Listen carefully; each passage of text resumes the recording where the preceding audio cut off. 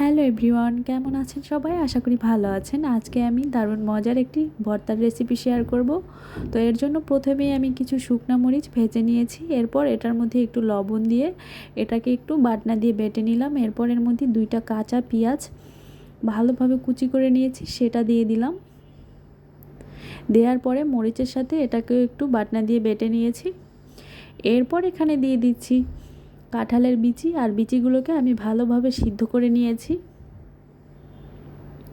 এরপর এটাকে আমি বাটনা দিয়ে ভালোভাবে বেটে নিব। তো সবগুলো বিচিকে আমি এভাবে করে ভেঙে নিয়েছি। আর এটাকে চাইলে কিন্তু একেবারে মিশ করতে পারেন, আর চাইলে একটু একটু আস্তে আস্তে রাখতে পারেন। আমার কাছে মনে হয় ভর্তাটা একেবারে মিশ করলেই বেশি ভালো লাগে।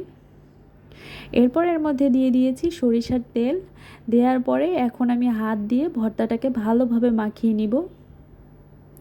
তো সব কিছুকে ভালোভাবে মাখিয়ে নেওয়ার পরে আমার ভর্তাটা কিন্তু হয়ে গিয়েছে। এই ভর্তাটা কিন্তু এই সিজনে খেতে ভীষণ মজার। কাঁঠালের বিচিটা আসলে সবসময় থাকে না। আপনাদের কার কীরকম লাগে?